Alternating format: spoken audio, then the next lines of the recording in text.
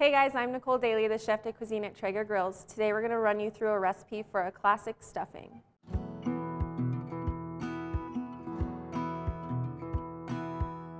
Okay, so first we're going to start by cutting up some onion and celery. For a dice, I always start by cutting off this tip, and then we're going to cut it in half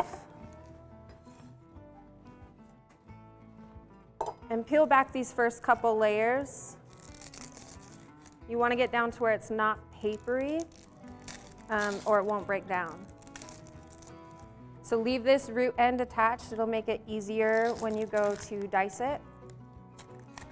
So what you're going to do is you're going to put your palm on the top of it. We're going to do a few slices in horizontally, and then we'll turn it and do them vertical, and it'll give you a perfect dice. You want to space your cuts apart by how big you want your dice. And you don't go all the way through, you just only go like 3/4 of the way so it stays attached. And then same this way. And then we're going to turn it and go across this way.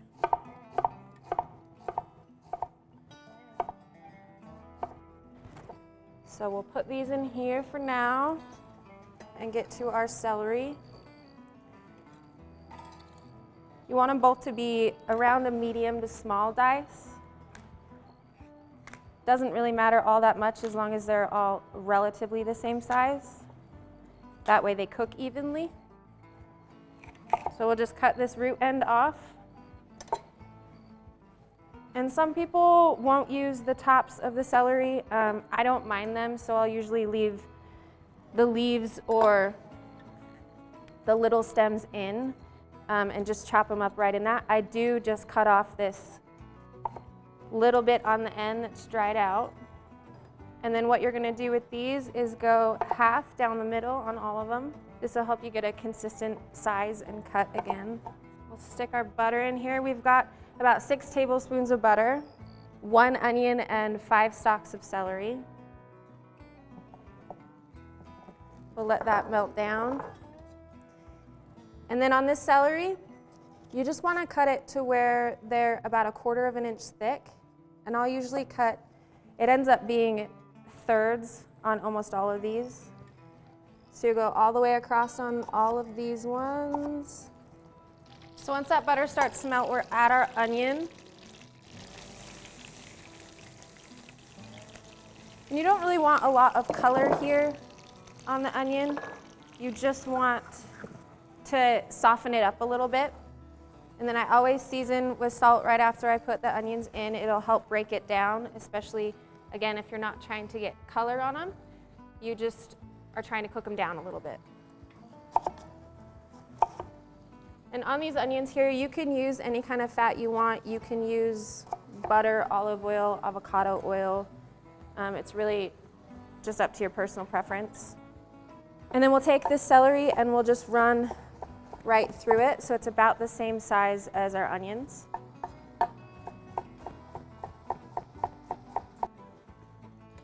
All right, so we'll throw our celery in with our onions. And you want to let those cook down for 5 to 7 minutes probably, just until they're soft, because they're going to continue to cook when you throw it on the grill. And I always just do onions and celery, but this is a really simple, clean recipe, and you can add whatever you want to that. We're gonna do some sage, thyme, and parsley, but you could add in cranberries to this. You can add in wild mushrooms. It's really just whatever you'd like. All right.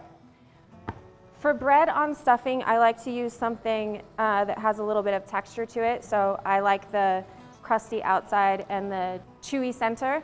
So that classic French bread, this one's a sourdough. Just nothing too soft or it'll fall apart, but you can really use whatever you want here.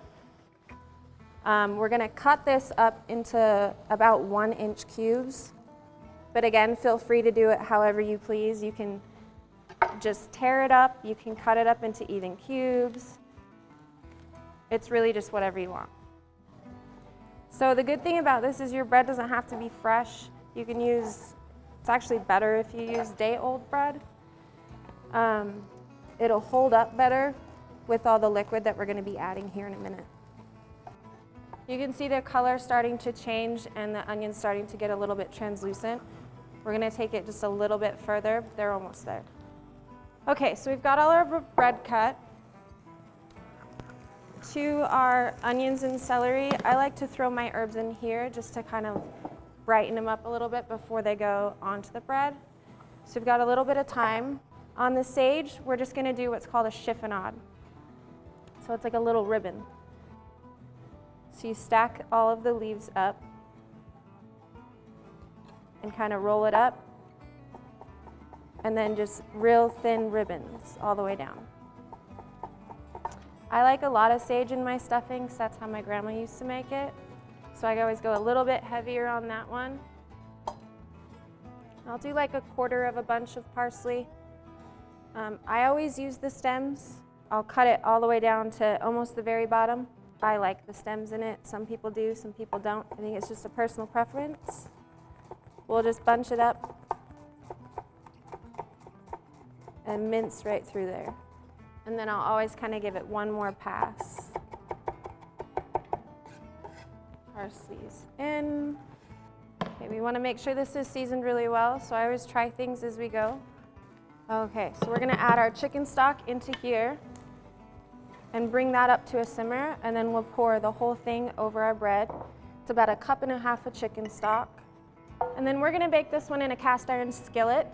You can use a casserole dish, anything that's oven safe. And we've got our grill outside preheating at 350. That way when we're ready and we head out there, we're good to go. So we'll just toss this over the bread. It smells so good. And into our skillet.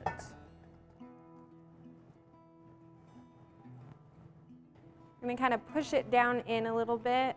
You don't want to smash it all the way, but you don't want too many air pockets. I like the little bits that stick up on the top. They get a little bit more browned and it gives you a little bit more texture. So we're going to throw this on the grill at 350 for about 1/2 hour to 45 minutes. Just keep an eye on it and we'll show you what you're looking for. Okay, so we've had our grill preheating out here for about 10 or 15 minutes. We've got some cherry pellets in it, and we're gonna throw this on at 350 for about 1/2 hour to 45 minutes.